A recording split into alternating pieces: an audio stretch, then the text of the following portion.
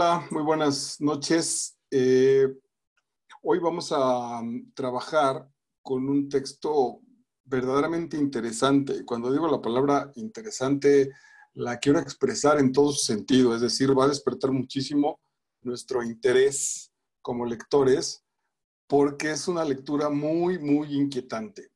Se llama Bartleby, el escribiente, y es de Herman Melville. Herman Melville fue un escritor estadounidense que se hizo muy famoso porque escribió Moby Dick, que está cargado de un asunto simbólico y es una obra relativamente abierta. ¿Qué es una obra abierta? Que el mecanismo de la novela, el mecanismo de la estructura, incluso de las ideas, no nos llevan a un punto cerrado, no define, sino por el contrario, abre, amplifica la posible visión. Entonces la lectura de Moby Dick se presta mucho. O sea, hay quienes han visto ahí una lectura ontológica y pensar si Moby Dick es el vacío y el capitán pues somos nosotros, o las almas y el cielo, el bien y el mal. Y sobre eso se presta. Es un texto muy largo, entretenido, en algunas cosas no es tampoco tan sencillo. Yo no sé por qué está considerado, o cuando menos a mí me tocó, como una lectura relativamente infantil o juvenil. Me lo recomendaron muchas veces como de joven, para empezar mi lectura, y la verdad es que le di muchas vueltas, me desesperé, y apenas muy recientemente me atreví a completar la lectura de Moby Dick. No fue de mis favoritos, pero bueno, pues un poco por disciplina lo establecí. Y este textito, a diferencia de Moby Dick, pues tiene 60 cuartillas y es casi angustiante. Se los platico para hacer la introducción, además de que lo iremos leyendo. Bartleby es un escribiente, los pongo en contexto. Un escribiente era alguien que trabajaba en una oficina, en este caso de contabilidad, y cuando no había fotocopias, y tenían que quedar bien los contratos, tanto este intermediario que era la oficina, como las dos partes del contrato, si es que fueran solo dos. Entonces tenían que tener los textos, pues por llamarlos originales. Entonces se hacía un original y los escribientes copiaban ese texto, que podía ser muy largo, lleno de tecnicismos, contratos, arreglos matrimoniales, bla, bla, bla. Cuando eran de empresas, por ejemplo, pues podía resultar muy agobiante este asunto. Entonces, los escribientes se sentaban justo a eso, a desarrollar su caligrafía, muy concentrados en su lectura, quizá por horas. Y Bartleby llega a trabajar a una oficina de estas, donde a un tipo el que lo contrata, hasta eso le va muy bien. Es un clásico americano, emprendedor, divertido, que gana dinero, que ve por los otros, es un buen samaritano, etcétera. Y luego, cuando terminan de copiar, se reúne todo el equipo, uno lo lee y los demás van leyendo sobre las copias para detectar posibles errores, ortografías, cantidades, etcétera, etcétera, y van y corrigen, para que no tenga uno solo que estar leyendo los dos escritos. Y cuando le pide el gerente, el manager de la compañía a Bartleby que haga ese trabajo, él dice, preferiría no hacerlo. Y de esa manera, después le piden que vaya por unas copias por material ahí afuera de la oficina, y dice, preferiría no hacerlo. Y así va haciéndolo hasta que deja de hacer su propio trabajo. Ahora el cuate es una especie de alma de Dios porque no se mete con nadie, es súper tranquilo, pero deja de hacer el trabajo hasta que termina por no hacer el trabajo para el que lo contrataron, y aún así el jefe lo mantiene ahí un muy buen tiempo. Se da cuenta que Bartleby vive ahí, lo cacha un día, un fin de semana, que ahí está, ahí lava su ropa, ahí vive, come lo mínimo, y no contesta más que esta cuestión de preferiría no hacerlo, y entonces empieza a generarse el asunto bastante desesperante. Bueno, arranquémonos con el prólogo. Pocas veces me voy a cuestiones anteriores, me gusta mucho entrar directamente a los textos, pero esta vez me parece pertinente leerlo. En la página 9, el prólogo que ustedes tienen subrayado dice: un signo es un descubrimiento, es una conexión nueva, insólita a veces, entre ideas o cosas. Entre ideas o cosas. Lo mencioné porque hemos trabajado el signo, tal vez uno de los más comunes que conocemos es el signo de la cruz, que representa la cristiandad, Cristo, el catolicismo, la vida de Cristo. Tiene un montón de significados, pero todas esas situaciones se conjuntaron en un solo signo. Si hago así y les digo, venga, amor y paz, incluso se ha desviado porque también puede funcionar como la B de la victoria, pero se usó por ahí del 68 como el símbolo de amor y paz. Y entonces este símbolo está registrado en un signo. Simboliza las relaciones que tiene, pero este es un signo. En aura, cuando Felipe Montero va a hablar con la señora Consuelo, saca la mano a la señora Consuelo y dice Carlos Fuentes, dice el narrador, no era una mano, era un signo de una mano, como una representación.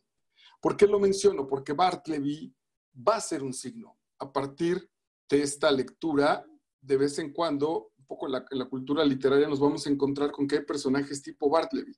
Al cuate que se comporta como este escribiente le vamos a llamar Bartleby. Y entonces genera un signo, genera una nueva relación. No quiero anunciarlo desde ahora, pero nos va a llevar a preguntarnos por qué se comporta así Bartleby. ¿Qué le pasa a este ser humano que se vuelve un signo, se vuelve una representación de la posible vida del personaje? Bueno, vamos a arrancarnos. En la página 17 empieza la lectura. Nuestro narrador. Soy un hombre bastante mayor. La naturaleza de mis ocupaciones en los últimos 30 años me ha puesto en estrecho contacto con un gremio interesante y un tanto peculiar, del cual hasta donde sé, nada se ha escrito todavía. Me refiero a los copistas judiciales o escribientes. He conocido a muchísimos profesional e íntimamente, y si quisiera, podría narrar diversas historias que harían sonreír a los hombres bondadosos y llorar a las almas sentimentales. Pero renuncio a las biografías de todos los demás escribientes solo por algunos pasajes de la vida de Bartleby. Lo que vamos a ver en pequeños pasajes vale mucho más que cualquier biografía de alguno de los escribientes, que era uno de ellos y el más extraño que yo haya visto o del que haya oído hablar. Así arranca. Vámonos a la página 18. Antes de presentar al escribiente tal como lo conocí por primera vez, es conveniente que diga algo sobre mí, mis empleados, mis negocios, mi despacho y mi ambiente en general. Una descripción de este tipo es indispensable para una adecuada comprensión del personaje principal que está a punto de aparecer. En primer lugar, soy un hombre que desde su juventud ha tenido la profunda convicción de que la vida sencilla es la mejor. Es decir, nos va a empezar incluso a explicar el mecanismo de la novela. Me encanta porque Melville está generando de manera muy sencilla algo que es muy complejo. Porque aquí podíamos establecer, particularmente en nuestro tiempo, en nuestro 2020, esta terrible discusión y angustiante disputa entre el observador y lo observado. Acuérdense que Descartes, cuando dice pienso, luego existo, entonces genera el establecimiento de que si yo pienso, soy el existente, y entonces lo que voy a observar está fuera de mí. Lo que pueda mencionar y que concuerde con las cualidades que yo menciono, eso va a ser la verdad, pero lo importante es, hay un sujeto y un objeto que es observado por el sujeto que determina qué va a ser este objeto. Ok, la física cuántica, desde hace ya algunas décadas, pero particularmente ahorita también, establece que el objeto se comporta de acuerdo a cómo el sujeto lo vea. ¿Cómo fue ese experimento donde lo encontraron? Unos hicieron el mismo experimento en dos laboratorios diferentes y tiraron rayos de luz, y entonces los que estaban convencidos de que la luz viajaba en partículas, lo vieron en partículas, y los que estaban convencidos de que la luz viajaba en ondas, lo encontraron en ondas. Entonces encontraron que el elemento que estaban estudiando se comportaba de acuerdo al observador. Por poner un ejemplo muy, muy brutal y muy sencillo, como si Luis y yo tiramos un trompo, y yo le digo, el trompo va a girar hacia la izquierda, y Luis dice, va a girar hacia la derecha, y los dos lo tiramos, y el que yo veo gira hacia la izquierda, y el que él ve gira hacia la derecha. Entonces el efecto se comporta de acuerdo al observador. Bueno, aquí está estableciendo, no hasta allá, pero me está diciendo mucho cuidado porque quiero ser objetivo, quiero ser lo más claro posible. Entonces, para hablarles del sujeto Bartleby, me voy a describir yo como sujeto observante, como sujeto observador. Está interesante y está lindo. Y una de las características que este hombre establece es, me gusta la vida sencilla, me gusta lo básico, no soy nada complicado. Soy uno de esos abogados sin ambiciones que nunca se dirigen a un jurado ni buscan suscitar el aplauso del público. Quienes me conocen me consideran un hombre eminentemente confiable. Nos está dando los elementos, nos está diciendo, créanme, tengo sustento para que crean lo que les voy a platicar, para que no digamos, este güey se lo inventó, sino a partir de quién soy, de quién voy a contar es real. Por eso puse ahí en su hoja que este es el mecanismo de la novela, a partir de ahí lo va a desarrollar. En la página 19, mi despacho se encontraba en un piso de Wall Street. Esto en los años 20, 30 seguramente, donde no era todavía lo que ahora es, pero empezaba a ser justo. Esta vista podría haberse considerado más bien sosa, totalmente desprovista de eso que los paisajistas llaman vida. Es decir, era un Wall Street básicamente gris, no el escándalo que ahora las luces, los comercios que ahora sabemos que están. La vista del otro lado de mi despacho ofrecía por lo menos un contraste. Una alta pared de ladrillos, ennegrecida por el tiempo, y la sombra permanente. Aquí podríamos generar un poco nuestro nivel 7 del encierro de esta oficina que va a llevar a ese lado sombrío. Por fuera está la luz, la ciudad, la vida, y por dentro hay un espacio sombrío, un espacio encerrado, justo tal vez como nosotros, que afuera está la vida, en los parques, en los centros comerciales, en las compras, en las visitas, y dentro de nosotros, en nuestro tiempo muerto, en nuestro espacio interior, está una situación más bien oscura. Página 20. Una enorme cisterna cuadrada. Turkey va a hablarnos de los tres personajes que acompañan. Está el jefe, Bartleby, y tres de los escribientes que hacen toda la oficina. Turkey es el primero. Por las mañanas, su cara tenía un estupendo color rosado, pero después de las 12 del mediodía, su hora del almuerzo, resplandecía como una parrilla llena de brasas y seguía resplandeciendo, pero con un declive gradual, por así decirlo, hasta las 6 de la tarde aproximadamente. Un tipo cuyo temperamento empezaba muy bien en las mañanas, mediodía desayunaba y después se iba haciendo para abajo, un poco nivel 4, en tanto el asunto emocional. ¿Cuántos de nosotros despertamos muy bien, somos tipos muy matutinos y de pronto por ahí de la tarde empezamos a apachurrarnos hasta ir a dormir para la noche? Por las mañanas Turkey, perdónenme, no les di la página, que es la 22. Por las mañanas Turkey fuera el hombre más educado, apacible y respetuoso. Por las tardes era propenso, ante la menor provocación, a responder de manera un tanto brusca, insolente. Bartleby es un gran escritor. Para presentarnos después y destacar a Bartleby, nos va a dar el contexto. Entonces nos pone un personaje que empieza en la mañana hacia arriba y después declina hacia abajo por la tarde. Es como en la fotografía, por ejemplo, cuando vas a tomar un monumento, yo me preguntaba por qué salen las personas, porque las personas que tomas o una persona frente al monumento nos da la idea de cuánto mide el monumento. Es decir, si le voy a tomar una foto a la pirámide de Teotihuacán, a la que está en homenaje al sol, si la tomo sola no tengo la idea clara de cuánto mide. Si pongo una persona aquí y calculo que esa persona mide unos 75, me puede generar una idea y decir, mira, entonces mide 50 metros, 25 metros, etcétera, etcétera.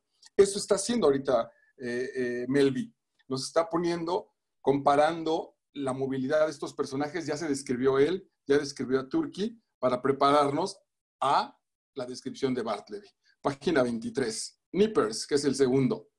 Lo consideré víctima de dos fuerzas malignas, la ambición y la indigestión. Es decir, un personaje que se dedicaba a comer, justo a meter, un voraz, un consumidor, que era nuestro segundo personaje, que también nos está retratando situaciones en la vida. Hay personas que van muy bien y que luego decaen, altas y bajas, y luego personas que venga para adentro, lo que sea, a consumir comida, personas, trabajos, etc. Página 24.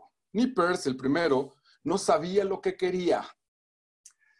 Está bien, no lo está juzgando en términos morales. Es una persona que no sabe lo que quiere, pero que posiblemente lo esté buscando. O si acaso quería algo, era deshacerse de su mesa de escribiente de una vez por todas. Esto está lindo porque nos habla de un personaje que trabaja por obligación, que va al trabajo, pero que odia el trabajo, que en realidad llega a las 9 de la mañana y está viendo el reloj para que sean las 6 de la tarde. No voy a balconear a nadie, pero algunos de mis compañeros en la prepa, era increíble cómo anhelaban su jubilación y entonces año con año el primer mensaje era, ya me faltan menos, ya me faltan 8 años para jubilarme, ya me faltan 14, ya me faltan 6. Yo decía, ¿por qué no se van de una vez si no les gusta? Página 26. Turkey era un hombre al que la prosperidad le hacía daño. Es decir, le iba bien y él se ponía mal. Todo esto, insisto, nos está determinando situaciones psicológicas para destacar que algo les pasa a estos personajes. Si ya leyeron Bartleby, entonces sabrán a qué me refiero. A estos les pasa algo. ¿Qué le pasa al que no le pasa nada? Esa va a ser la pregunta que, bueno, ya me adelanté un poco para anunciarla. Página 27. Ginger Nut, que era un chavito, una especie de aprendiz, pero que además aprendió muy rápido, que era el otro personaje que conjunta ya el mundo de esta oficina, era un chiquillo de unos 12 años. Esos eran los 4 personajes que están en el contexto de Bartleby. Página 28. Una mañana, un joven inmóvil se paró en el umbral de mi oficina. Fíjense la descripción, por eso creo que es un gran autor. Un joven inmóvil, un tipo, o sea, es maravilloso cómo te van a describir y la palabra que tienen para describirte es inmóvil. No piensen en cualquier persona que hiciéramos un ejercicio que les dijera, descríbanme a su hermano, a su mamá, a su novio, y agregarían varias cosas. Sería bien interesante que alguien me dijera, ok, o que yo dijera, va, te voy a escribir a mi novia, es una chica inmóvil. ¡Pum! Esa palabra se vuelve súper poderosísima entonces. Un joven inmóvil se paró en el umbral de mi oficina, en el umbral. Este es evidentemente, no es nivel 7, pero hay un nivel literario. Otra vez, la zona de frontera. Hay un antes de pasar ese umbral que puede ser la calle y un después que puede ser entrar a ese espacio. Recuérdense que particularmente los novelistas, al tener que hacer una especie de, es que no es resumen, sino tomar lo mejor de la vida, una especie de filtro, como cuando hacemos un agua de lo que quieras y no les gusta la piña o lo que sobra, entonces la pasas por ese filtro y te quedas con la esencia. Entonces está tomando esta entrada. Cuando Bartleby entra a la oficina, el tiempo va a ser otro. La vida va a ser completamente otra. Nosotros hemos perdido ese momento, pero seguramente ahora que cambien de trabajo o si de pronto andan sin pareja y en un lugar van a conocer a su pareja, es muy probable que antes de entrar a ese lugar donde vas a conocer a tu próxima pareja, hayas dudado, que hayas dicho, chin, y si mejor no, me citó aquí mi cuate, pero no tengo ganas. Y entonces, por casualidad, alguien te abre la puerta y pues ya ni modo, tienes que entrar. Era como si el destino te estuviera esperando. Si no hubieras entrado a esa puerta, si no hubieras pasado esa puerta, a lo mejor la chica que ibas a conocer o el vato que ibas a conocer, no hubiera sucedido. Su figura, todavía pálidamente pulcra, lastimosamente respetable, irremediablemente desamparada, era Bartleby. Voy a leer la definición porque además, Melvin, esto, insisto, es genial. ¿Por qué lo hace? Aquí estamos trabajando mucho. Mi labor consiste también sé que a veces no es muy agradable, porque es como abrir el cofre de un automóvil y explicarles que no es mágico, que no es 200 por hora y unas curvas maravillosas y un agarre chingón, sino que tiene una situación mecánica. El mecánico hizo esto y el turbo consiste en pasar este aceite y esta gasolina, en mezclar. Esto es lo que está sucediendo. Cuando Melvin genera una descripción tan escueta, tan reducida, lo que va a suceder es misterio. Pienso ahorita, veo a Gaby. Gaby le pregunta a su hija, ¿y cómo es tu novio? Y ella dice, es un tipo de lentes oscuros. ¡Pum! Gaby se va a quedar así, en la madre, ¿qué sigue? Oye, a ver, pero platícame más, es todo lo que te puedo decir, es un tipo de lentes oscuros. ¿Pero por qué es mafioso, es ciego, es de la playa, no ve bien? Lo que se empieza a generar es misterio. Quiero más descripción, pero no la va a dar. En este caso va a ser increíble, porque además no hay de dónde. No es que no la quisiera establecer. Bartleby no tiene de dónde darle más descripción. Una mañana un joven inmóvil se paró en el umbral de mi oficina. Su figura todavía pálidamente pulcra, lastimosamente respetable, irremediablemente desamparada. Era Bartleby. Bien. Página 29. Marqué 4 y 7, ya saben, por los elementos del análisis de lectura 4 y 7, que está explicado análisis de lectura en el canal de YouTube. Decidí asignarle a Bartleby un rincón junto a las puertas corredizas. Es decir, este elemento desde que lo conoció, ¡pum!, le nació directamente mandarlo al rincón. Coloqué su escritorio cerca de una pequeña ventana lateral que ya no tenía ninguna vista, aunque daba algo de luz. Otra vez este asunto misterioso. De por sí este personaje lleno de cuestionamientos, arrinconado, pegado a una pared donde apenas si le daba la luz. Seguramente si nos dejamos ir de manera imaginativa aquí, algo le va a pasar negativo. Una planta de sol que la metieras debajo de una mesa. Al principio, Bartleby escribió en cantidades extraordinarias, se aplicó muy bien al trabajo. No hacía siquiera una pausa para la digestión. Trabajaba día y noche de corrido. Aquí normalmente yo he leído ya varias veces Bartleby y lo preparé para la lectura con ustedes. Parte de mi plan, de lo que quiero transmitirles, es que se vuelvan lectores sagaces, lectores atentos. Aquí, con su lápiz en mano o en su compu, con sus señales, pueden ir generando una pregunta. Aquí se valdría generar una interrogación. ¿Por qué el autor decide decirnos que era un gran trabajador? ¿A dónde va? ¿Qué sucede con este güey gris, arrinconado? Entonces también podemos irnos con el engaño y decir, claro, lo explotaba, trabajaba un chingo este. No hacía siquiera una pausa para la digestión, trabajaba día y noche de corrido, copiando a la luz del día y a la luz de las velas. Pero escribía en silencio, pálidamente, mecánicamente. Otra vez, de manera muy escueta, las narraciones de las acciones de nuestro personaje. Página 31.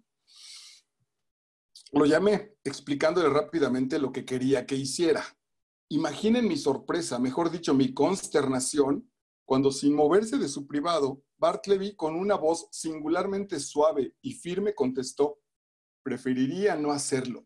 Entonces, cualquiera de nosotros, te llama tu jefe en la oficina, en el trabajo, tu papá, tu mamá en la casa, te dice, ven, ayúdame a levantar la mesa, y tú le contestas, preferiría no hacerlo, sin agresión, sin mostrar flojera, sin decir eres superior a mí, solo preferiría no hacerlo. Es el ejercicio de la libertad. Tiene la libertad de hacerlo o no. El trabajo, aquí otra vez una pregunta interesante. Cuando contratamos nuestra libertad, contratamos el siempre decir sí. Repetí mi petición con el tono más claro del que yo era capaz, pero con un tono igual de claro recibí la misma respuesta. Preferiría no hacerlo. ¿Qué quiere decir con eso? Quiero que me ayude a confrontar esta hoja. Tómela, y se la aventé. Preferiría no hacerlo, dijo. Lo miré fijamente. Su rostro lucía una tranquilidad demacrada, sus ojos grises una vaga calma. Ni un gesto de agitación lo perturbaba. Es decir, no era personal, no me estaba desobedeciendo. Si hubiera habido la menor incomodidad, enojo, impaciencia o impertinencia en sus actitudes, en otras palabras, si hubiera habido algo naturalmente humano en él, no habría dudado en echarlo violentamente de mis oficinas. Pero dadas las circunstancias, habría sido como echar a la calle a mi pálido busto de yeso de Cicerón. Me quedé, ya no tiene sentido, no seguí con la lectura. Atención ahí, yo hubiera marcado como nivel 7 cuando menciona si hubiera habido algo naturalmente humano. Básicamente podríamos decir, ¿qué es lo naturalmente humano? Reaccionar, sentir, emocionarse. La diferencia, una de las diferencias de nosotros con las otras especies consiste justo en la emoción. Sin duda, hay quien establece que los animales, sobre todo las mascotas, llegan a generar emociones básicamente porque las aprendieron en su proceso de domesticación. Las han aprendido no como emociones, sino justo como reacciones, como si su cerebro estableciera eso. Es decir, como estar tristes con quietud, como recibir comida, con mover la cola, como escuchar que los van a sacar a pasear con brincar, etcétera, etcétera, pero que ha sido básicamente un aprendizaje que han vivido por estar viviendo con nosotros. Esto no es nada científico, pero lo destaco para generar ese asunto de las emociones. En el otro nivel, en el nivel del futuro, la película Blade Runner, por ejemplo, se habla que el problema con los robots que ya se están creando incluso, es va a ser justo el asunto de las emociones, que nos vamos a poder distinguir y que una máquina nunca va a poder generar emoción. Están intentando que generen emociones a partir de la repetición de ciertos estados o de ciertas determinaciones. Por ejemplo, alguien hace un mapa de mi vida, incluso histórica como tal, y encuentra que cuando no tengo algo genero enojo. Entonces eso, cuando no encuentro algo, cuando tengo esta impotencia, esa descripción se la pasan al robot. Entonces el robot en su vida, cada que no encuentre algo, va a generar ese enojo, va a generar esa frustración, pero no es entonces una emoción auténtica. Es de todas maneras una emoción determinada. Hasta ahora estamos en ese cotorreo. Vale, bueno, entonces aquí lo humano es que nos pase algo, que nos emocionemos. Bartleby está muerto, no es humano. Página 32. Turkey, Nippers y Ginger Nut se habían sentado en fila, cada uno con su documento en mano, cuando llamé a Bartleby para que se uniera a este curioso grupo. Bartleby, rápido, estoy esperando. Oí el rechinar lento de las patas de su silla en el piso sin alfombra y pronto apareció parado en la entrada de su ermita. ¿Qué desea? Dijo con voz suave. Las copias, dije con prisa. Vamos a revisarlas. Toma, y le acerqué la cuarta copia. Preferiría no hacerlo, dijo, y desapareció despacio detrás del biombo. Página 33. ¿Por qué se niega? Y contesta Bartleby. Preferiría no hacerlo. Había algo en Bartleby que no solo me desarmaba extrañamente, sino que además me conmovía y me desconcertaba de una manera asombrosa. El que éste se negara, el que no tuviera la vida que yo tengo, que los demás tienen, el desempeño en el trabajo, genera, cuando menos en este personaje, este conmoverse, este emocionarse con respecto a él, este moverse interiormente. Yo creo, ayer les platicaba o antier, que no se vale criticar un sistema desde fuera. Entonces, bueno, pongo aquí asterisco, porque es muy probable que aun cuando Bartleby no hace nada y se niega a hacer las cosas básicas del trabajo, me conmueve porque hay una parte en mí de él. Hasta ahora, muy recientemente, la psicología ha encontrado que cuando vemos a un niño en la calle, cuando vemos a un mendigo, más allá del amor como tal de ayudarlo, lo que encontramos es que me une algo a esa persona. Esa soledad, ese desamparo, esa hambre, yo la he podido percibir en cualquier sentido, no exactamente de la misma manera, pero la puedo percibir y eso me conmueve y hace que estire mi mano para ayudarle. Es decir, que en ese sentido, la pregunta para nosotros como lectores podría ser, ¿dónde está nuestro Bartleby personal?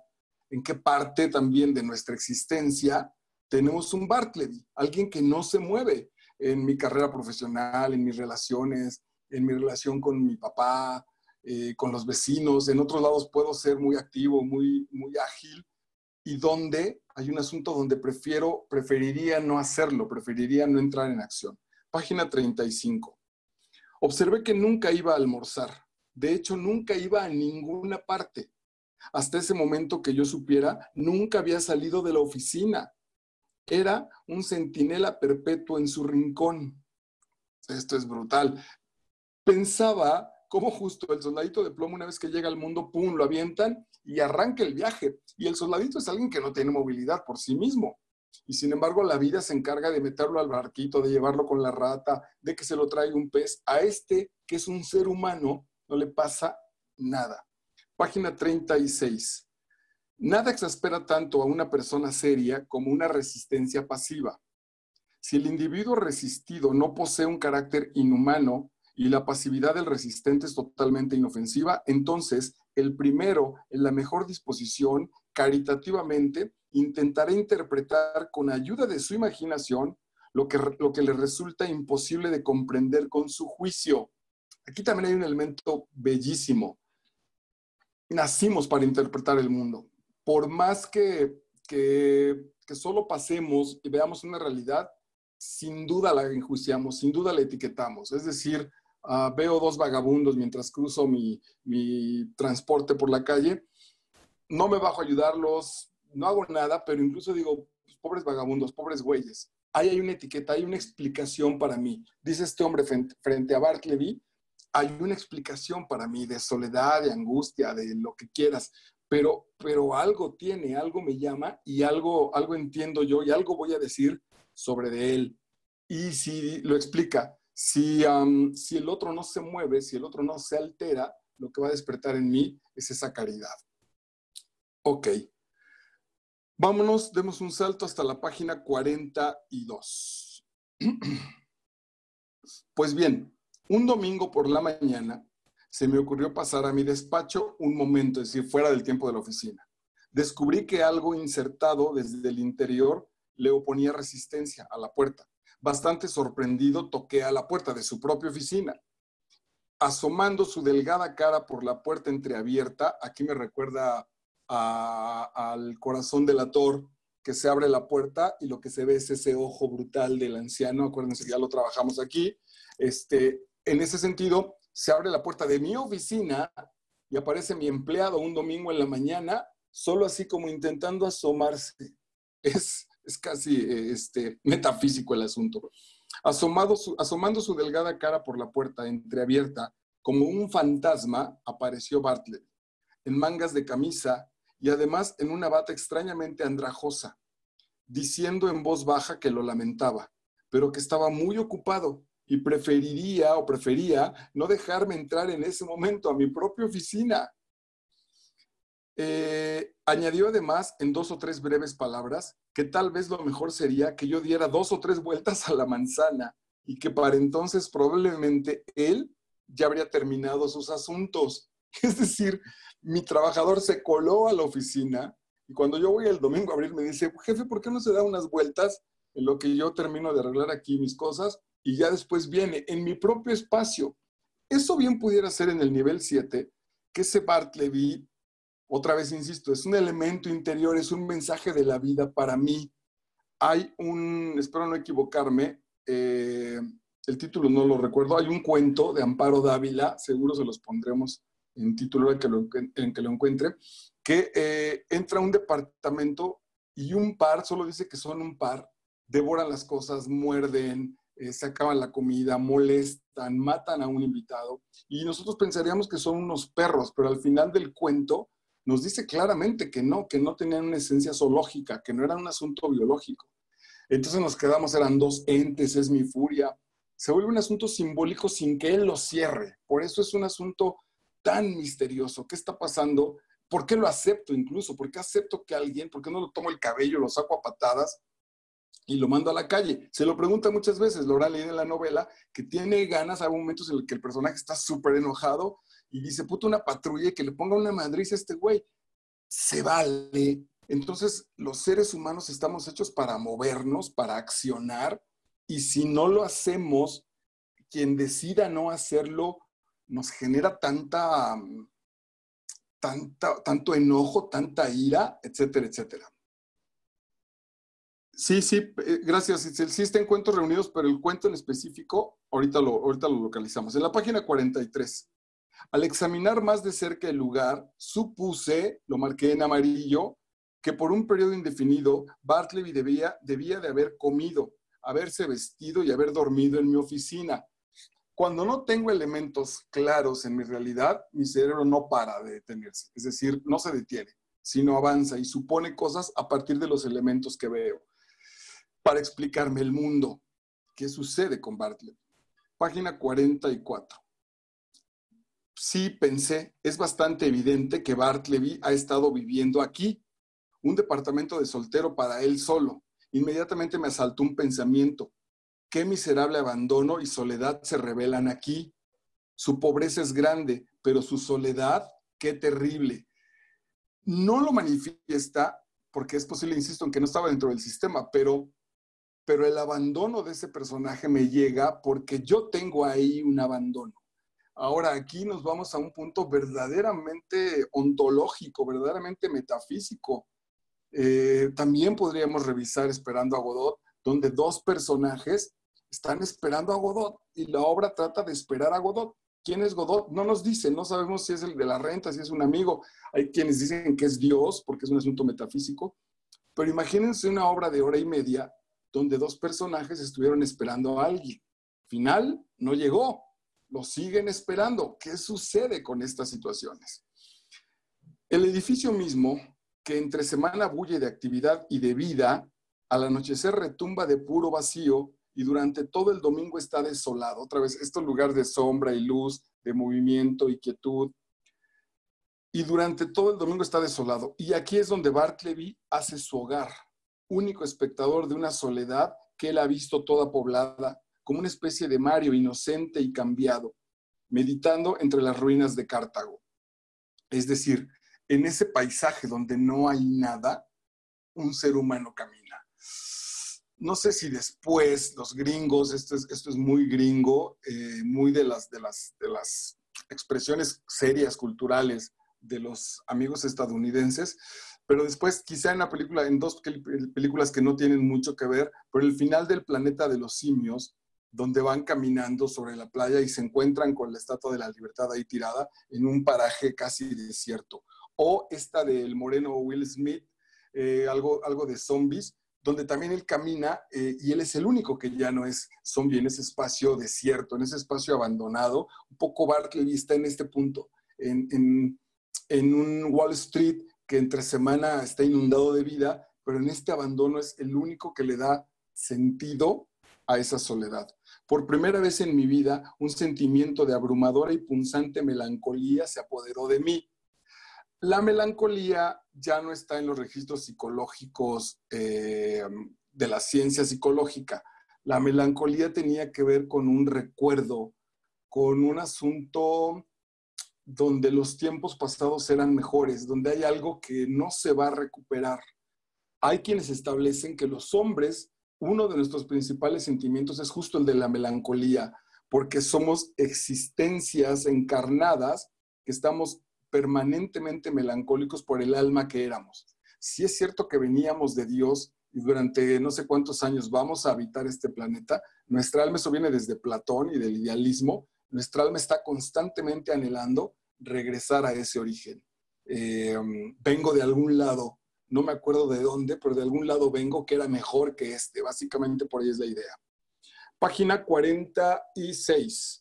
Mis primeras emociones habían sido de pura melancolía y compasión sincera, pero a medida que el desamparo de Bartleby crecía más y más en mi imaginación, atención, no en la realidad, porque la realidad siempre fue un hecho brutal, ahí estoy solo, según mi juicio.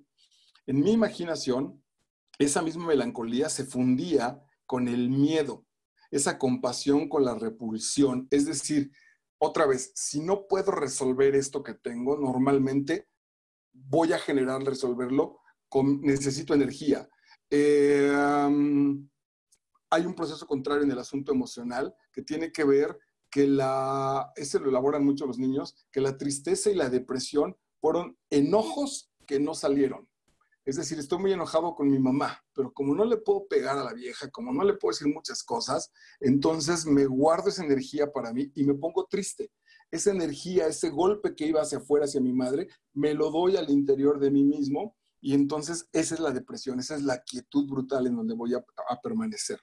En la página 47, podía darle limosnas a su cuerpo, pero no era el cuerpo lo que le dolía. Era su alma la que sufría y yo no podía alcanzarla. Ahora atención, aquí hay algo muy importante. Evidentemente no podemos leer toda la novela, pero dice, era su cuerpo, no era su cuerpo lo que le dolía, era su alma la que sufría. ¿Cómo lo sabe si no habló con Bartleby? Aquí está suponiendo a nuestro personaje, pero en realidad no lo sabe como tal, no es un hecho, no es una realidad, que eso también es profundamente misterioso. Las verdades científicas funcionan para nosotros. Cuando yo estoy triste, alguien se puede medianamente acercar porque lo ha vivido, pero nadie vive mi tristeza. En realidad, nadie sabe cómo es sentirse triste como Marco o como cualquiera de nosotros. Y luego el otro punto es que él no podía alcanzar ese contacto de alma con alma porque el otro no daba para nada de sí. Página 51. Bartleby no hacía más que estar parado frente a la ventana en sus ensoñaciones de muro ciego. Es decir, ahora, esto es terrible, porque aquí había una ventana, aquí literal, y asomado a la ventana lo que había era una pared. Ahorita me sirve mucho esta escenografía donde estoy, porque lo que estaba detrás de la ventana a 20 centímetros era una pared. Entonces imagínense un tipo que está horas parado ahí frente a la ventana, pero que detrás de la ventana hay una pared. Otra vez se vuelve casi ontológico. Esa es la condición humana, esa es nuestra búsqueda, estar parados aquí, y cuando buscamos el más allá, cuando buscamos el porvenir, hay una pared. Nos inventamos las ventanas, comprando cosas, generando talleres de literatura, viviendo cursos, aprendiendo idiomas, haciendo turismo, casándonos, teniendo los hijos, manteniendo los hijos. Son puras situaciones que intentan entretenernos. Entretener quiere decir medianamente tener en pie algo, lo entretienes para que se sostenga, porque si soltáramos esos distractores, nos iríamos contra la pared. Habría que leer también aquí al buen Albert Camus y encontrar, él decía que la única pregunta importante para el ser humano tenía que ver con respecto al suicidio. ¿Vale la pena suicidarse? Es decir, si estoy parado en una existencia donde a través de una ventana lo que sigue es una pared, ¿por qué no me quito la vida?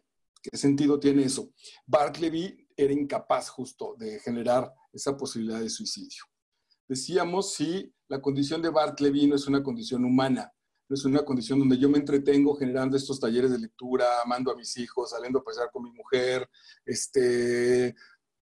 me invento una profesión, particularmente me llama la atención incluso, me invento una profesión como la de actuar, es decir, donde hago algo que en la vida no es real, donde me enamoro de una imagen que representa una actriz, pero ese sentimiento no es real, no está en la realidad cotidiana. Entonces, el teatro como el arte son convenciones que hacemos solo para entretenernos. Explicaba en la primera parte que entretener era como sostenernos. Es posible que no de manera directa seamos Bartleby, pero sin duda, no sé si alguien del futuro o de un pasado que de pronto se encontrara conmigo, que me paso 10 horas frente a la televisión, él no pensaría, estoy ahí como embrujado por ese aparato, no pensaría en una especie de Bartleby, de los seres humanos de ahora que estamos casi ya pegados al asunto del celular. No habría si llegara un extraterrestre, no pensaría que el celular es parte de nuestro cuerpo. No diría, estos güeyes tienen en sus cuerpos algo que se lo sacan de manera continua y lo ven. Alguien podría decir, claro, es parte de ellos, ya es como de su naturaleza. Ok. Final de la página 51. Dice, Bartleby no hacía más que estar parado frente a la ventana. Me dijo que había decidido ya no escribir, ya ni siquiera iba a realizar su trabajo. Piensen aquí en un futbolista que vaya al entrenamiento, que viva en la cancha, ahí en los vestidores, y que le digan, bueno, pues hay que entrenar, y que de pronto le dijera, preferiría ya no jugar. ¿Le van a pagar? ¿Cobrará su sueldo? ¿Estará ahí? Y todo el mundo se hace güey y dice, bueno, pues déjalo, en realidad no molesta, deja que se bañe ahí en las regaderas, que se duerma ahí en los vestidores. No hace nada, no molesta a nadie. ¿Y cuál es la razón?, preguntó él. ¿No la ve usted mismo?, contestó Bartleby con indiferencia. Lo miré fijamente y advertí que sus ojos se veían apagados y vidriosos, pero otra vez se lo está dejando a la interpretación de él. Bartleby quizás es la única respuesta en toda la novela que tiene. Dice, ¿no lo ves? ¿No lo notas? Híjole, qué fuerte es el asunto de expresarlo, de generar lenguaje, de poder transmitirlo. Página 52. Me informó que había renunciado a copiar para siempre. Para siempre. ¿Qué debía hacerse? No hacía nada en la oficina. ¿Qué hacemos con eso? Pensaba si cuando... Bueno, les he platicado muchas veces aquí que Rodrigo, mi segundo hijo, por ahí de los 14, 12 años, me dijo que quería ser hippie. Y le puso actividad. Me dijo, pues voy a tejer pulseritas y las voy a vender y voy a cotorrear con la gente y voy a oír música. Había cosas ahí. Imaginemos una especie de niño que de pronto nos diga, quiero ser estatua. Ni siquiera hippie, sino quiero ser estatua. Entonces, si quieres sacarme aquí afuera al jardín de tu casa o aquí en la calle, me voy a parar ahí de 8 de la mañana a 8 de la noche. Y no me voy a mover. Lo mandamos al psiquiatra, lo atendemos, jugamos con él un día y después vemos que se prolonga. Ahora, ¿qué es más válido? Aquí es la pregunta interesantísima, es ¿qué es más? ¿Por qué pensamos que actuar, ser presidente de la República, generar negocios, es más importante que quedarse parado en la calle? ¿Dónde está el asunto? ¿Qué lo determina? Es posible que el vagabundo justo lo que viva es una libertad plena. Nuestro querido presidente tendrá que estar ya a punto de dormir porque mañana se levanta a la mañanera y nosotros igual a las 2000 cosas que nos hemos engendrado. Dice el jefe, debe abandonar este lugar. Lo lamento por usted, tome este dinero, pero debe marcharse. Preferiría no hacerlo, contestó aún dándome la espalda. A los gringos, es un clásico mundial, pero a los gringos particularmente Bartleby les los sacude porque los gringos tienen esta cultura emprendedora, esta cultura me llama mucho la atención en los programas gringos que hasta los jefes chidos en el verano se llevan a trabajar a los niños y los ponen con los jardineros o desde abajo y los ponen a trabajar y les pagan a los hijos de los dueños. Es decir, hay una cultura de emprender, de hacer algo, de generar, de que la vida se sienta que ahí estás. Entonces este personaje de pronto es, yo no, yo aquí estoy bien, pero sin duda pareciera que no está bien. Vámonos hasta la página 6.1. Sí, Bartleby, quédese ahí detrás de su biombo. Como no lo puede sacar, alguna vez intenta llevar unos tipos para que lo golpeen. Me parece que uno de ellos, de los trabajadores, le alcanzó a dar un golpe, una bofetada. Y el cuate, casi de manera cristiana, aguantó vara ahí en paz. Entonces dice, ok, va, quédate aquí. No tengo bronca, quédate atrás de tu biombo. Por fin lo veo, lo siento, comprendo el propósito predestinado de mi vida. Está hablando el jefe, el narrador. Puede que otros tengan papeles más nobles que interpretar, pero mi misión en este mundo, Bartleby, es proporcionarle un espacio en mi oficina por el tiempo que usted considere apropiado quedarse. No se mueve, no hace nada. Él se siente obligado moralmente a decir, va, eres un ser humano, quédate en la oficina, te la regalo, termina esta situación pacífica, inamovible de Bartleby, termina siendo más poderosa que el asunto de sacarlo. Creo que habría continuado en este sabio y bendito estado mental de no haber sido por los comentarios gratuitos y nada caritativos que me lanzaban los colegas que visitaban el despacho. Entonces es probable que aceptemos esa parte, aceptemos un ser humano que solo por el hecho de ser humano merece ese respeto, merece estar ahí. Hay toda una discusión porque tienen un programa importante, claro, son los Países Bajos, es Holanda, donde tienen un programa muy importante donde al adicto le regeneran la rehabilitación. Entonces todavía a veces le dan droga con tal de que la vaya dejando, le pagan un psicólogo, recibe una despensa, recibe ropa, porque fue un adicto. Entonces mucha gente se pregunta por otro lado, bueno, hay estudiantes que quieren salir, hay gente muy trabajadora que no recibe lo que estos pinches drogadictos recibieron. Ahí hay muchos cuestionamientos. Creo que habría continuado con esto, ya está, los comentarios. La constante fricción con mentes estrechas acaba por desgastar las mejores resoluciones de los más generosos. Esto es una frase dominguera que quise destacar. Cuando tenemos un buen plan, cuando tenemos un plan entregado, cuando queremos hacer algo y la gente con sus comentarios nos lo impide, es decir, nos regresa a esa especie de normalidad, ¿no? Como si alguien dijera... voy a salir a barrer mi calle, toda, completa, todo mi andador. Si yo aquí tengo 20 vecinos y voy a limpiar la calle de todos, la entrada de su casa de todos. Poca gente va a ser la que va a decir, va, muy bien, hazlo, ¿no? Si no, no, güey, la tuya. Si no, cóbrales. Es decir, vamos a generar acciones a partir de recibir algo. No sé si necesariamente aquí está hablando de eso. Es decir, él quería cuidar a Bartleby, lo iba a mantener, le estaba dando el espacio para vivir, pero las opiniones de la gente dijeron, no, güey, no funciona, no produce, vámonos. Página 64. Fíjense a lo que llegó. Insisto que esto viene en la historia, en el desarrollo de la narración. Pero como Bartleby no lo pudo correr de la oficina, él decidió mudarse. Entonces él dijo, si no te puedo sacar de la oficina, yo me voy a ir con mis cosas, con mis empleados, con los escritorios a otra oficina. Durante la mudanza, el escribiente permaneció de pie detrás del biombo, el cual, según mis órdenes, sería lo último que se llevaran. Dejé a Bartleby como ocupante inmóvil de una habitación desnuda y el asunto fue que ahí se quedó.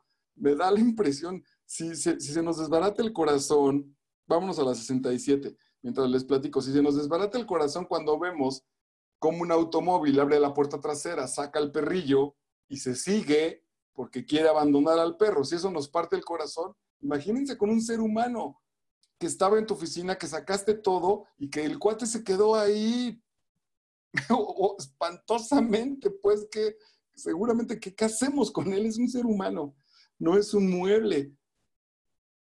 Y si es la libertad tan amplia, si el gran regalo de la existencia es la libertad, que incluso yo decido ser un mueble, no lo voy a lograr. Pero si decido vivir como mueble, si decido, la libertad es tan amplia que puedo decidir no vivir. Es brutal. Regreso, quiero manifestar algunas veces cuándo, porque en eso nos puede hacer sentido, cuándo nos hemos portado como Bartleby. Creo que alguna vez estuve 6 meses sin hablarle a mi pareja. 6 meses. ¿Qué haces? Era alucinante, pues. Había momentos en que daban ganas de pegar a la mesa. Por supuesto que había comunicación, eso sin duda, con cosas, de dejar tirada la mesa, ella no hacer otras cosas, lo que sea, ¿no? Recuerdo, por ejemplo, que se fundió un foco y la sala estuvo a oscuras 3 meses y medio. Nadie movió ese foco. Ahí hay información de alguien que se odia y que no quiere hablar. Hay vida de todas maneras. ¿Qué sucede si de pronto yo, como pareja, me decido quedarme quieto? Es posible que enloquezca a mi pareja. En la página 67 hasta abajo dice, o usted hace algo o harán algo con usted. Esta es casi una frase para la vida, para decírsela a los hijos que están en la adolescencia, que están tirados los domingos ahí, que se paran a las 2 de la tarde. O haces algo con tu vida, o la vida va a hacer algo contigo, te va a arrasar, porque al final no dejamos de movernos, no dejamos de transformarnos. Si alguien se queda quieto en esta vorágine, es intentar quedarse quieto en una licuadora. Página 69. Perdiendo las esperanzas en cualquier intento posterior, me estaba marchando precipitadamente cuando se me ocurrió una última idea, una que no era la primera vez que me permitía albergar. Bartleby, ¿quisiera usted ir a casa conmigo ahora? Lo va a llevar a su propia casa, a mi hogar, y quedarse ahí hasta que podamos encontrar tranquilamente un arreglo que le convenga. Venga, vayámonos ahora mismo. Y contesta Bartleby, no, por ahora preferiría no cambiar nada en absoluto. Ahí está otra vez este asunto, que a lo mejor el asunto es, ¿qué le pasa a este hombre, si es que es hombre, que no quiere modificar nada? ¿Se vale en nuestra humanidad quedarnos quietos? Y vámonos al final, a la página 75. Bueno, cuando Bartleby no acepta irse, se viene a cerrar el final de la novela, le hacen comentarios a él se angustia muchísimo por Bartleby, logran sacarlo, él se va a la otra oficina, los nuevos inquilinos lo mandan a la calle, de la calle lo sube, bueno, lo reportan, y de la calle, porque se queda en una escalera, y de la calle lo pesca la policía y lo lleva a la cárcel, sin ningún delito. Incluso en la cárcel está la vida de la cárcel, juegan básquetbol, se venden cosas, los ponen a trabajar, y él está pegado a la pared así, atrás de los últimos patios, ahí viendo al cielo, quieto como cuando empezó nuestra novela. Este hombre lo va a visitar a la cárcel, el patrón, el jefe, lo va a visitar a la cárcel, lo encuentra una vez acostado en una banquita, relativamente dormido, y dice, le pregunta a alguien a él que se acercó a Bartleby, le dice, vaya, está durmiendo, ¿no? Y él contesta, con reyes y gobernantes, murmuré, es decir, está muerto, ya está durmiendo en otro espacio, ya está durmiendo con los reyes y gobernantes que ya no existen, ya está con ellos, ya está muerto, durmió y murió, me hace mucho sentido, durmió y murió en paz, refugiado en la cárcel. Y la pregunta otra vez puede ser, ¿eso fue una vida? ¿Respirar y negarse a hacer cosas es vida? Y si no, ¿en qué consiste la vida? Otra vez aquí de manera, no sé si tendríamos que que citar al buen Cioran, al buen Rumano, que habla de lo insensato de la vida. Pues, si jugar a Bartleby es menos importante que ganar el Nobel de Literatura o de la Paz. Un día te vas a morir. Con tu Nobel y con tus millones y con tus inventos te vas a morir. ¿En qué consiste esta cuestión de la vida? Bueno, dice en la página 75, un texto posterior. La novela y la historia de Bartleby ya acabó, y dice el narrador: parecería que no hay necesidad de proseguir con esta historia. La imaginación suplirá con facilidad el escueto relato del entierro del pobre Bartleby. Es decir, no pasó nada en su vida, no va a pasar nada en su entierro. Pero antes de despedirme del lector, permítaseme decir que si esta pequeña narración le ha interesado lo suficiente como para despertar su curiosidad sobre quién era Bartleby, y otra vez una pregunta importante de la vida, la diferencia entre los seres humanos, entre el ser de los seres humanos y el ser de las cosas, de los animales, dice Heidegger en El ser y el tiempo, es que los seres humanos tenemos una misión. Estamos arrojados ahí y tenemos un sentido de algo, que hay que encontrarlo. Los otros no. Los otros no generan cambios, crecen biológicamente, pero el perrillo de mis hijos, el buen Blackie, no tuvo una especie de evolución, no tuvo un destino. Desde el cuarto día que llegó, el primer día que llegó con ellos, hasta el día que muera, será el mismo, de diferente tamaño, con diferente movilidad, pero no tuvo elecciones. Nosotros sí. Nosotros vamos generando esas elecciones a lo largo de nuestra vida y ese es nuestro destino. Nuestro destino es existir.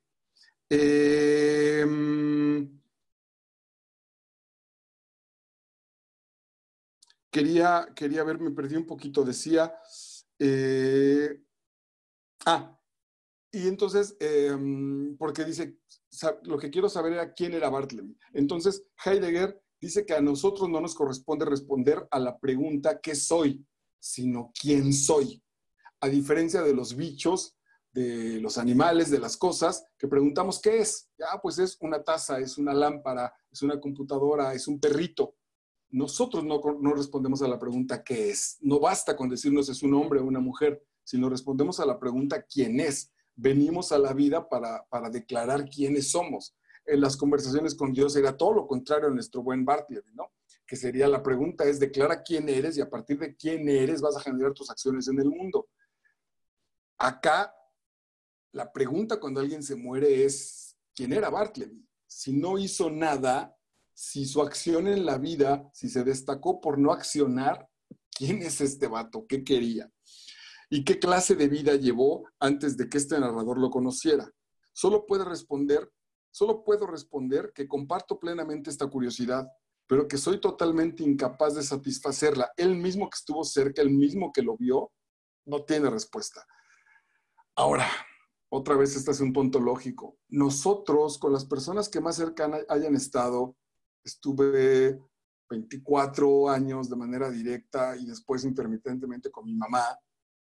Estuve 12 años de manera fija y toda su vida con mi hijo Jorge. Lo mismo ahora, 20 y tantos con Rodrigo. He sido amigo de Gaby durante 35 años.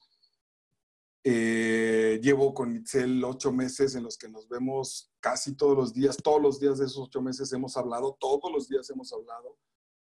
Yo puedo decir en este momento que la conozco, puedo decir quién es ella, puedo decir quién es mi mamá y ellos pueden decir quién soy yo a plenitud, en totalidad, o solo bajo la parcialidad que pueden mirar. Mi madre puede decir, Marco es mi hijo mayor, hermano de fulano y sutano, hizo bla, bla, bla, pero ¿sabe quién soy?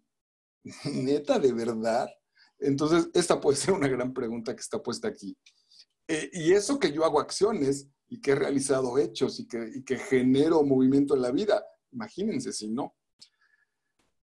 Sin embargo, en este punto, no sé si debería divulgar un pequeño rumor que llegó a mis oídos unos meses después del fallecimiento del escribiente, nada verdadero, un rumor. Sobre qué base se sustentaba, nunca podré determinarlo. y por lo tanto no podría decir qué tan cierto es. Pero considerando que este vago rumor ha sido de cierto interés extraño y sugestivo para mí, por triste que sea, puede resultar interesante también para otras personas. Así que lo mencionaré brevemente.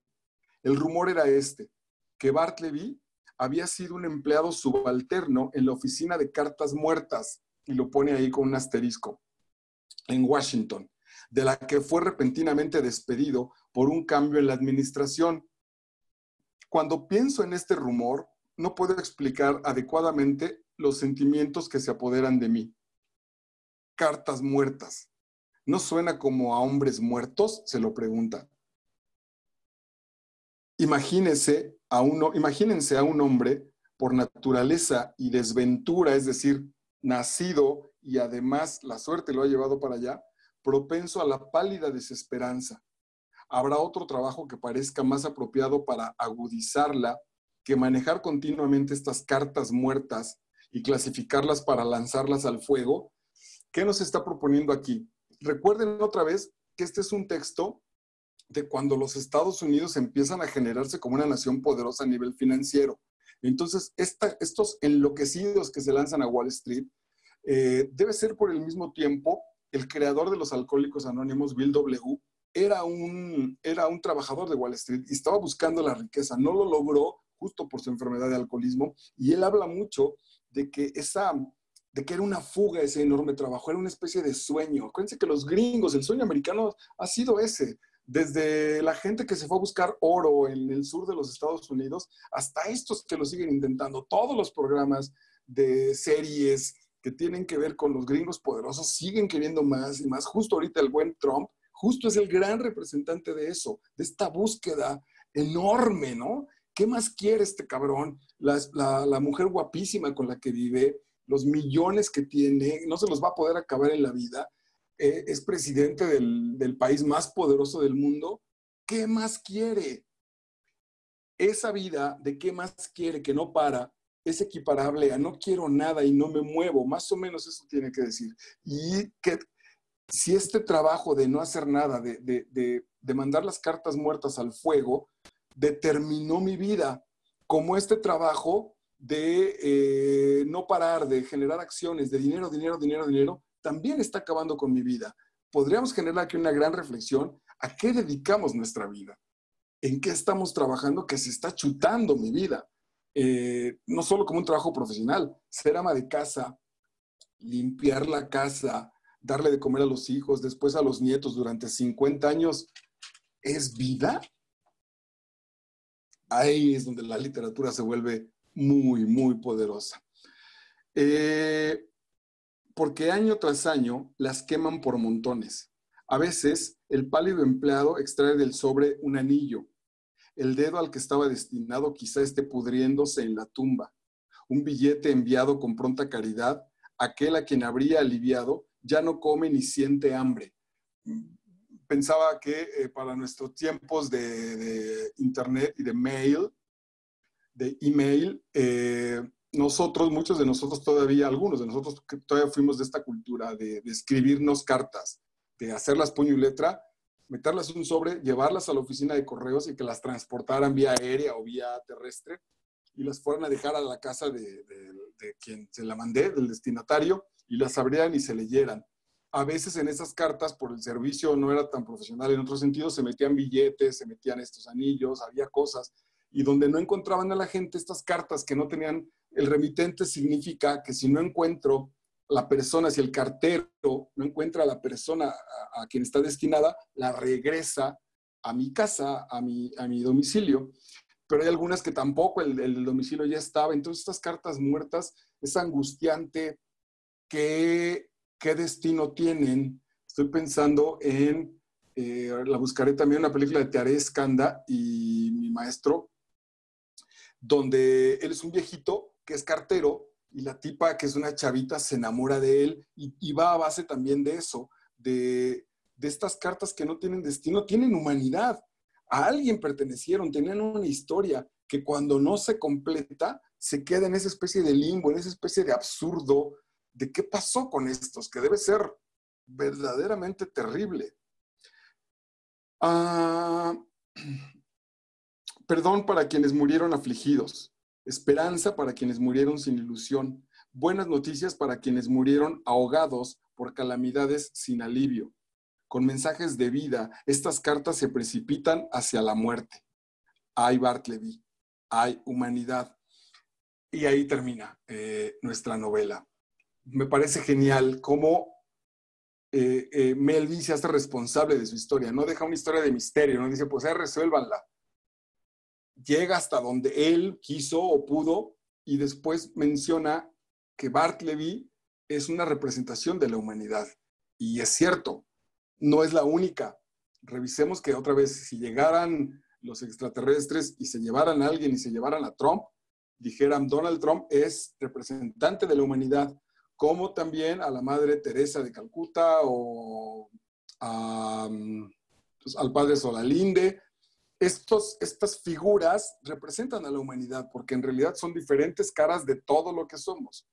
¿Cuál es Bartleby? ¿Qué Bartleby tenemos nosotros de manera interior donde decidimos dejarnos morir, donde decidimos que la quietud es la apuesta por nuestra vida? ¿A quién le aplicamos ese Bartleby? ¿A qué amigo no hemos buscado? ¿A qué expareja la tratamos ya tipo Bartleby? Ya donde no me importa, no me muevo de ahí. Decía yo, ¿qué parte interior, qué parte en mí se comporta como Bartleby? Y las preguntas radicales, brutales, ¿qué es la vida? ¿A dónde voy? ¿Qué quiero? ¿Tiene sentido? Y si no lo tiene, entonces tiene sentido venir a consumir, venir a engordar y ver la televisión, tener los 200 canales que me da la opción del cable y tragar como un cerdo y estar ahí horas tirado mientras me entretienen, o hay que salir a generar una acción. Bueno, pues gracias. Vamos a cerrar para nuestras visitas en YouTube. Este fue Bartleby de Herman Melville con todas esas enormes preguntas. ¿Quién soy? ¿Qué sentido tiene mi existencia? ¿La tiene para mí? ¿La tiene para otros? La mayor de las existencias, la más emocionante de las vidas, es más importante, es más válida, es más valiosa que la más gris de las vidas. Ser actor de Hollywood famoso es más importante que ser barrendero en Tepito. ¿Cambiaría yo mi existencia por la del barrendero de Tepito o por la del mi más admirado actor?